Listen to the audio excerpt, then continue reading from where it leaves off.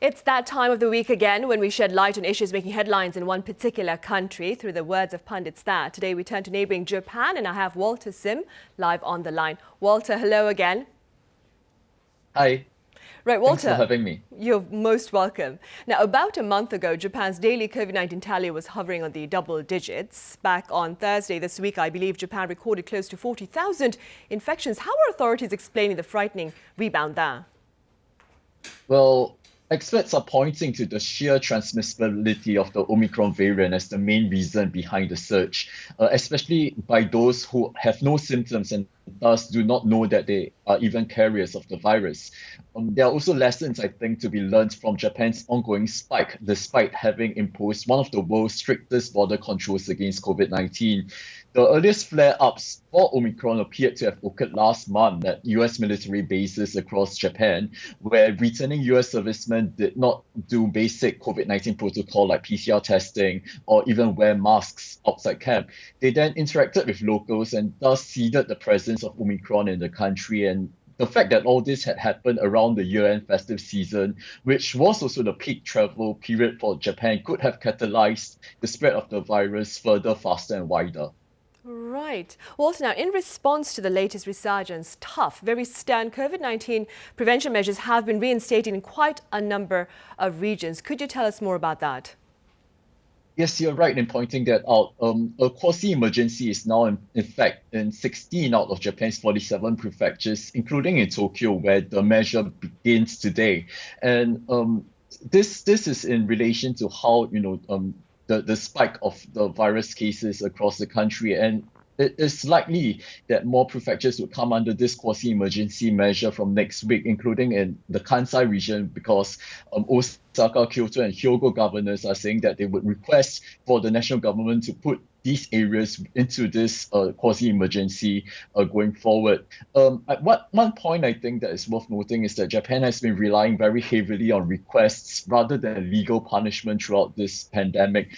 And what this means is that there are no fines on businesses that do not comply with government requests, for instance, to close early. And so it's actually not uncommon that, some businesses choose to forfeit the support grants they would otherwise receive for compliance if they do think that it's more lucrative to stay open.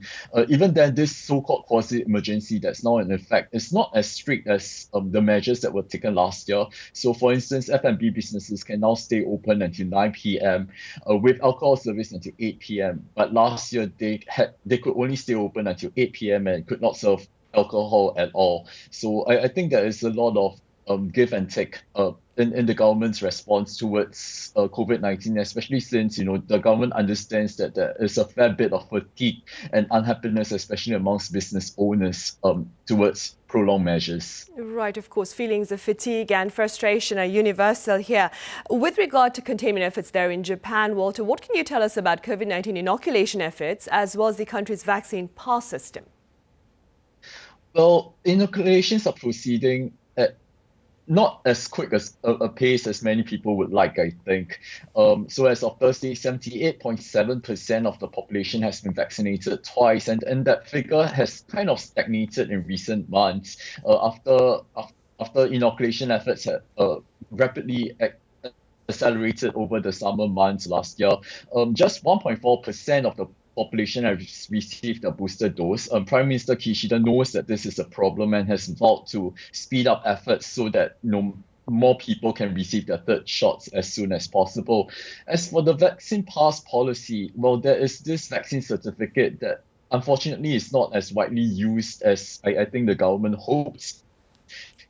So in one instance where this vaccine pass comes into play is in F&B businesses that theoretically have to check that when they accept groups of 5 people and above, they have to check that the diners are vaccinated. But I don't think a lot of businesses actually put this into practice. So a rollout has been pretty much uneven, and much of this vaccine pass policy is actually seen as necessary for international travel rather than domestic use. Right, I see. Walter, you mentioned Prime Minister Fumio Kishida. I understand his approval rating within members of the public is rising. Could you tell us a bit about that as well? Yes, that's quite interesting, I think, and that actually caught quite a number of political watchers by surprise. So I think one theory behind why Kishida's approval is improving despite the soaring COVID-19 figures mainly stems from how he is willing to more constantly communicate with the public. He is giving a lot more time to reporters than his predecessor Yoshihide Suga ever did. And this kind of helps create this personable image with the public that he is more down to earth and more willing to explain his policies. He would also have won points for his economic promises to the public to, boost wages, to create a more equal economy, though how exactly he would do so and the eventual impact on businesses and their profit lines, their bottom line still remains unclear. But one thing that is for sure is that Prime Minister Kishida faces a very delicate balancing act, especially since his Liberal Democratic Party has to preserve its majority in the upper house in an election in July. So I think one of his key priorities is that he would not want to appear to be rushing into, prioritizing the economy over public health concerns, especially since that still does not appear to be sufficient evidence about how bad or how virulent Omicron might be. So media surveys actually interestingly show that, a majority of the public think that COVID-19 measures, some form of emergency or quasi-emergency is necessary. And I think this could have helped boost his approval ratings as well. The fact that he appears to be listening to the public and appears to recognize the fact that, some form of restrictions are necessary. Right, and speaking about that is staying with Prime Minister Fumio Kishida's agenda. I understand he has virtual talks planned with US President Joe Biden for later on this Friday. Could you tell us a bit about that as well, Walter? Right. It's quite unfortunate, I think, from Prime Minister Kishida's point of view. He wanted it to be a face-to-face summit with President Joe Biden, and that had actually been in the works before Omicron variant threw everything into disarray. But with regards to tonight's summit talks, well, China is definitely a perennial topic, but North Korea is also likely to be a key item on the agenda given Pyongyang's spate of missile launches this month. The two leaders might also discuss Russia and its advancement in Ukraine. But beyond diplomatic and foreign policy issues, I think the economy is also likely to be a key focus for both countries. Media reports here have said that Japan and US will launch ministerial talks on economic and climate issues. And I think both countries are looking to cooperate even closer on these fronts going forward, especially given China's growing might. Media reports here also say that Kishida might try to convince Biden into rejoining the TPP, especially since China has applied to join the trade pact.